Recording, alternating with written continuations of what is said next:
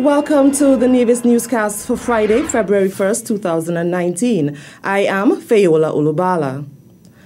On Thursday, January 31st, the Ministry of Culture facilitated the first of 3 consultations on the way forward for Nevis's summer festival, Culturama.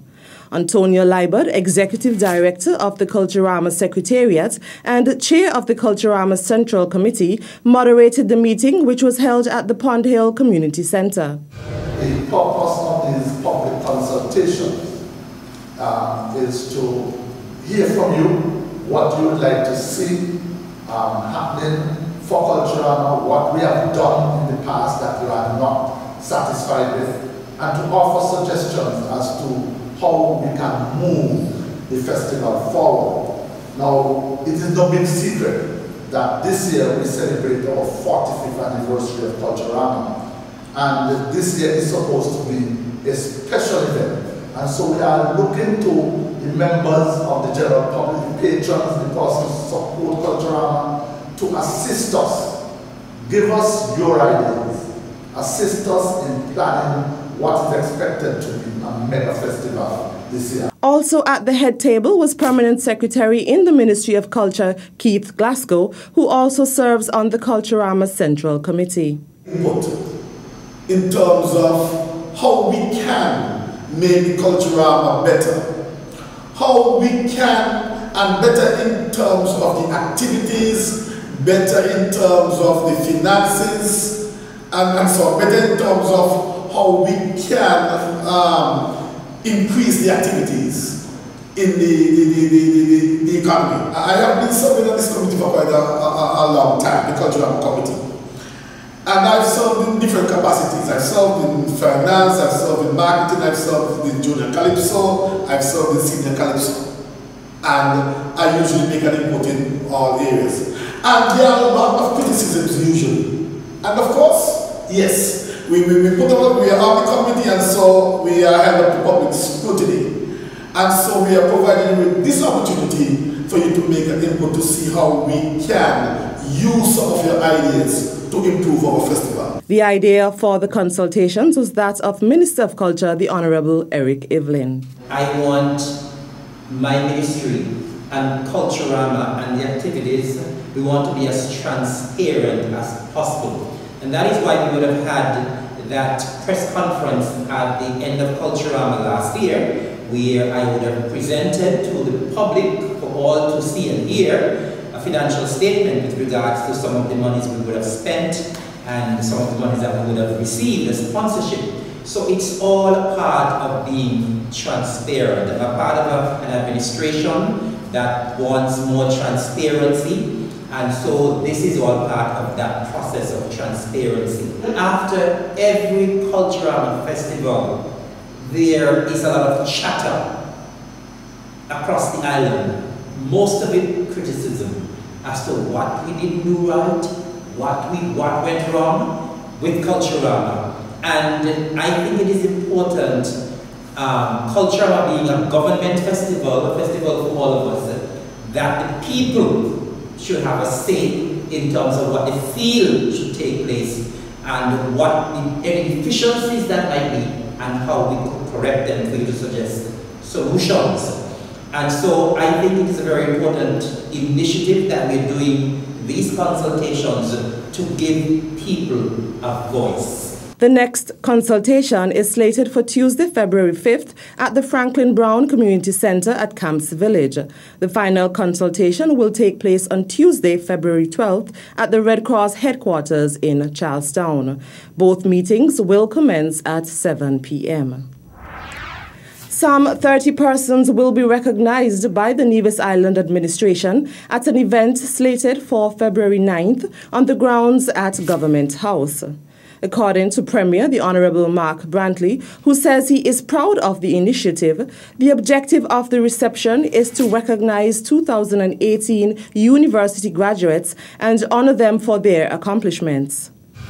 Clearly, higher education now is something that we continue to try to encourage our young people to seek, and we felt that it was important to show them some level of appreciation when they would have run that particular course and graduated and come back to serve and to assist in building the island of Nevis. Around 30 are youngsters who we will recognize at that small but significant event, cocktail event, on the 9th of February. And so we are asking them to come out. It really is an idea, I think, whose time has come. And we want to show appreciation, and we want to make it an annual event where we really recognize those youngsters who take that initiative and go out and seek to do what they need to do in order to better equip themselves for the future. 2018 university graduates who have returned to Nevis, whether they are employed as public servants or are working in the private sector, should present their credentials to the Ministry of Human Resources or the Ministry of Education to have their names added to the list of graduates who will be recognized at the February 9th event. In more local news. But I am pleased today to announce that we are now well and truly on the way with the Pinneys Park project. Premier of Nevis and Minister of Tourism, the Honourable Mark Brantley, made that announcement on Thursday, January 31st, as he hosted his first press conference for 2019. I met about 10 days ago with the Taiwanese ambassador, as I had indicated on a previous press conference, that the Taiwanese had come to our aid. And I met with the Taiwanese ambassador. They have now positioned a technical expert on Nevis. And so the gentleman has moved to Nevis. He has taken up residence with us, and he will be with us for the duration of the project.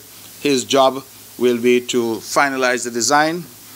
Currently, I'm advised that that design should be completed by March, and we should have groundbreaking by June of this year on that long-awaited project. And so I certainly look forward to that, and I believe again, that we ought to give commendation and appreciation to the government and people of the Republic of China on Taiwan. The 14-acre parcel of land bordering the island main road and popular entertainment spots along Pinneys Beach was secured some years ago for recreational purposes. Still to come.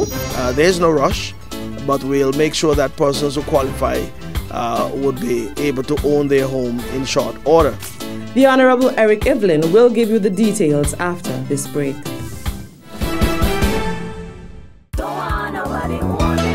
Trouble, trouble, trouble. Let me go. Everybody come. That one you're going mad. We are going to push forward. I want to hear everybody say, ready, ready.